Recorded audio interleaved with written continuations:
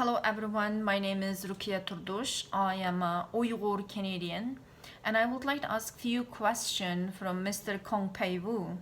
He's ambassador of China to Canada, and he spoke at the panel at the Ottawa Conference on Security and Defense today, and he said, I quote it here, detention camps as many as 1 million ethnic Uyghurs in Western China are nothing more than vocational training centers.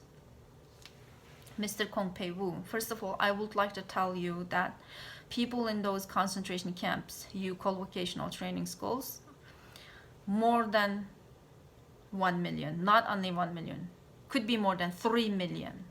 You may not believe a German leading scholar, Adrian Zen's findings that he said those the brainwashing camps that the people were detained of maybe 1.8 million, could be close to 2 million, and it's not including prisoners, he said. And if we include prison or other camps, it's more than 3 million, could be. You may say this is a fake news, you don't believe this, and you may not believe the US Defense Department's findings as well. But how could you explain this? The last year, Radio Free Asia interviewed your police officers. They work for your government. And these police officers told Radio Free Asia that they were ordered to arrest 40% population from Hotan city and the 10% population from Kashgar city. If we roughly calculated, in these two cities, Uyghur population is 5 million, more than 5 million. And in this way, only in these two cities, around 1 million Uyghur population were arrested. And we have other cities, many other dozens of Uyghur cities, and those cities are empty up as well. Uyghur people were arrested from those cities. So in this way, if we calculated, how many million people were arrested, you think? And let's we say that in overseas and diaspora we have around 1 million, close to 1 million Uyghurs and Uyghur diaspora. At least each person know that several family members or relatives were arrested. They can give testimony, but they just scared, not all of them giving testimony right now, but they know. Myself, I know 37 of my cousins and uncles were arrested too. These are the number that I learned in 2 years in several different ways, in very hard way actually, because you strictly control the information. We could not talk with them, communicate with them. And I don't know, maybe my other relatives, what's happened to my other relatives. Now maybe number is more than that. Calculated in this way, how many million people are arrested right now? And you also say this is a vocational training school. If this is a vocational training school, why your government arrested more than 400 Uyghur intellectuals? Are they need to vocational training too? That's including Tashbulatib, he's a university professor, and Halmurat Gopur, medical doctor. Your government sentenced them to death in 2 years suspension. What's their crime? Why do you arrest them? If this is a vocational school, why there's police towers and these people cannot go home? It looks like exactly prison. And you separate the husbands and the wife, and your government taking their children to orphanage camps, and these children may never can see their parents, never able to find out their parents actually, even they grow up. How do you explain all of these? If this is a vocational training school, why your government officials announce and say that spray the chemicals to kill the weeds? Islam is the thought viruses. Even your President Xi Jinping said absolute no merci. If this is a school, what are you going to do with absolute no merci to these people? How do you explain this? And you also say some of the Western media misleading you, and that they give so many fake news.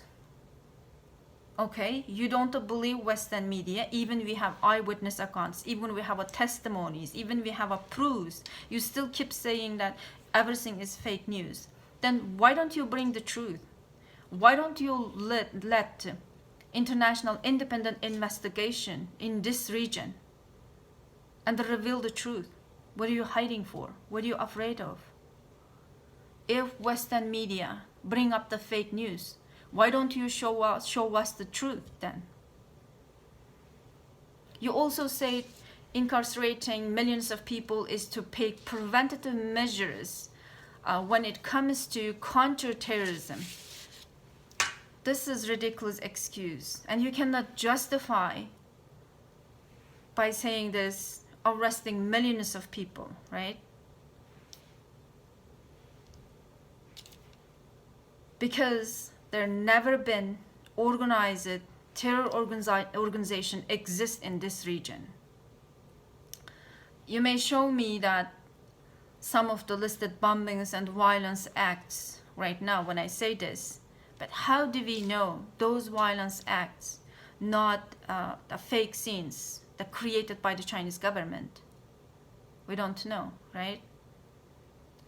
And even if these violence acts conducted by angry individual Uyghurs, I can understand that this is a normal reaction of them. Because what would happen? Somebody attacking your country, taking all of your natural resources, and bringing millions of settlers into your region, make you totally strangers in your own homeland. And you always arbitrarily arrested, or face arbitrary arrest. Your family members are arrested, or killed, or tortured, and women are forced to abort their babies, and their homes are confiscated. What these people do? How do you react, right? What if when the Japan invaded to your country, Mr. Cong, if Chinese people didn't fight against them, what would happen? How do you explain this? Let's say if in Canadian soil, some country attacked the Canadian soil and the Canadians didn't fight back to them to keep the peace, for peace and avoid the bloody war. But those attackers use it. Those Canadian soil, use it by those attackers as a no-rights zone. And what would happen? What the Canadians would do? It's the same thing, right? East Turkestan was invaded by your country, by the Chinese government, and Uyghurs are facing extermination right now. What do you expecting? Maybe you're gonna say, oh, you are separatists, that's why we are doing this. Okay, you're gonna say you are separatists, even though we're not trying to separate your territory, your country, and that's our country, and you invaded to our country, and we just want to get back our country. You will say that, and my people know that you had the power, and they could not fight with you. That's why they didn't want to independent. They didn't ask independence from you. They just asked basic rights since many years. For example, Ilham Tohti, the Uyghur scholar, he didn't ask to get independence. He asked from your government just equal treatment to Uyghurs. And your government sentenced him to life imprisonment. How do you explain this? I know that you're not gonna answer my questions, but I think audience can listen and they can find out what is the truth, who's telling the truth or who's telling the fake news. Thank you very much.